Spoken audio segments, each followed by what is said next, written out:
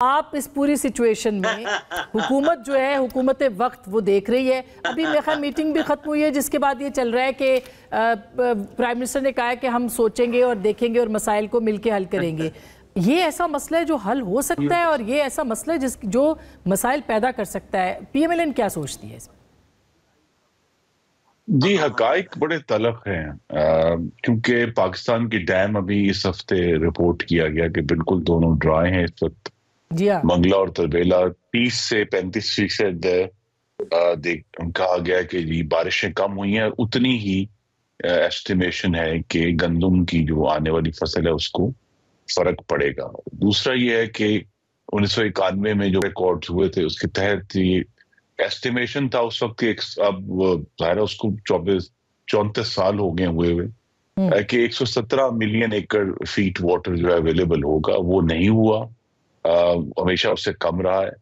अब हमारे सामने दूसरे भी हकाइक हैं कि पाकिस्तान में अगर हमें इकोनॉमिक ग्रोथ इंक्रीज करनी है तो हमें जो है एग्रीकल्चर के ऊपर तवज्जो देनी है। ये सब चीजें हमारे सामने हैं, लेकिन मैं इसको क्लियरली कहना चाहता हूं कि ये सिंध की जो मुंतखब हुकूमत है और जिसमें पाकिस्तान पीपल्स पार्टी वहां बहुत अरसे से मौजूद है, उनसे मुशावरत के बगैर आगे बढ़ना इसके लिए मुश्किल होगा।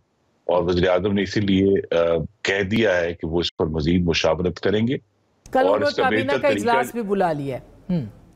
नहीं, इसके जी बेहतर तरीका यही है गवर्नेंस के हमारे मैकेनिज्म में कि पहले काबीना के सामने और फिर पार्लियामान के सामने सारे हकाइक रखे जाएं, किस बुनियाद पे ये फैसला किया गया है, और जो सिंध के हमारे भाई और बहनें हैं, किसी भी जमात से उनका ताल्लुक हो, पानी सबका एक मुश्तरका साझा वर्सा है, उनकी बात सुनी जाए और फिर इस पर उजलत की बजाय पूरी मुशावरत के बाद आगे बढ़ा जाए।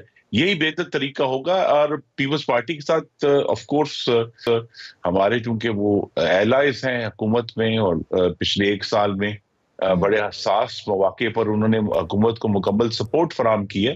जब जरदारी साहब ने ये बात की है तो ये बानी खेज है, तो इनको साथ लेकर चलना है, इनकी बात सुननी है। और जो पाकिस्तान में हम सब ने चूंकि इकट्ठे रहना है, तो लिहाजा सिंध में जो अभी इसके ऊपर आपने कहा प्रोटेस्ट हो रही है, तो शाह साहब ने खुद प्रेस कॉन्फ्रेंस की है जो ये रेफरेंस दे रहे हैं कि आपकी जो क़यादत है सिंध की उसने भी इस पे एतराज उठाया। देखिए, जब जज्बात ज्यादा इस पे सीख पाऊं तो फिर उनके ऊपर हमें ठंडा पानी जब हकूक सीख पाऊं तो उस पर हकाइक का ठंडा पानी डालना पड़ता है कि भाई ये हकाइक है, उसकी बुनियाद पे ये फैसला किया गया है और ऑलरेडी पानी के इश्यूज बढ़ रहे हैं। आपको मालूम है जो बात हमने 2 बातें रह गई जो कहने वाली, एक तो ये कि हम सब ने मिलकर, सिर्फ सिंध ने नहीं, क्लाइमेट चेंज जो है उससे निपटना है जिसमें टेम्परेचर बढ़ रहे हैं और हम सबके लिए मुश्किल है। और मैं चूंकि पूरी तरह शामिल था 2022 के जो बड़ा भयानक सैलाब आया था, तो उसमें वफाकी हुकूमत ने, और उस वक्त चूंकि पीपल्स पार्टी काबीना का हिस्सा थी, एक मिसाली ताउन रहा था वफाक में और सिंध के अंदर, तो वो मिसाली ताउन की एक बड़ी दरख्शां मिसाल मौजूद है और उसी को उस पर तामीर करने की जरूरत। वो सही बात है, लेकिन देखिए ना, अगर बड़े डैम नहीं बना सकते उस पर एतराजात हैं जो कि जेन्युइन होंगे, लेकिन अगर छोटे जो डैम बनाने थे वो भी तो नहीं बने ना।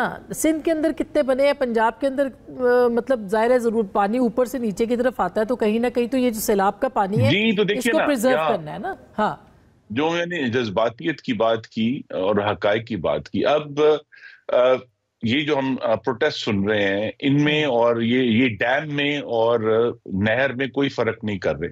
हकीकत यह है कि डैम जो है वो पानी खाता नहीं है, पानी को सिर्फ जखीरा करता है, बचाता है।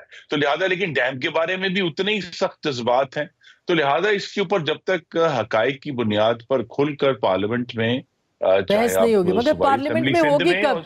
खुर्रम साहब, पार्लियामेंट को इस काबिल, आप माजरत के साथ, पार्लियामेंट को इस काबिल ही नहीं बनाया अभी तक आपकी हुकूमत ने कि वहां पे ये मसाइल डिस्कस हों। उससे पहले कॉर्पोरेट फार्मिंग के लिए आपने जो इकदाम किए हैं वो पार्लियामेंट को तो पता ही नहीं है इस बात का कि हो क्या रहा है। पार्लियामान तो आसमा बीबी एक बात सुन ले जी इस वक्त वो बलवे की और एक बात सुन ले आप। जी मैं आ रही हूँ चांडी साहब के पास। सही, ठीक, मैं अगर मुकम्मल कर लूं जी। और पार्लियामेंट में आपने तो कहा ना कि जी बड़े काबिले तराज अल्फाज बोले गए। मैं तो ऐनी शाहिद हूं कि पीटीआई के वफाकी वुज़रा ने बजट 2021 के वक्त डेस्कों पर चढ़कर ऑपोजिशन लीडर को और हम सब लोग जो ऑपोजिशन में थे उनको हम अगर बजट आज ऐसा नहीं था, आज अपनी जगहों पे खड़े रहे, तादाद भी कम थी, तो इस पे तो मुस्लिम लीग नून किताबें पढ़ने पर यकीन नहीं रखा। ये एजाज पीटीआई के पास ही रहेगा कि उनके अच्छा चांडिया साहब ऊपर चढ़ के जो है गंदी गालियां भी दी और किताबें भी मारी। तो ये मामला यही है कि अगर एक जमात पार्लियामान को सिर्फ बलवागाह बनाना चाहती है तो उनको भी इससे पीछे हटकर इस संजीदा डिस्कशन में अपनी राय लेकर सामने आने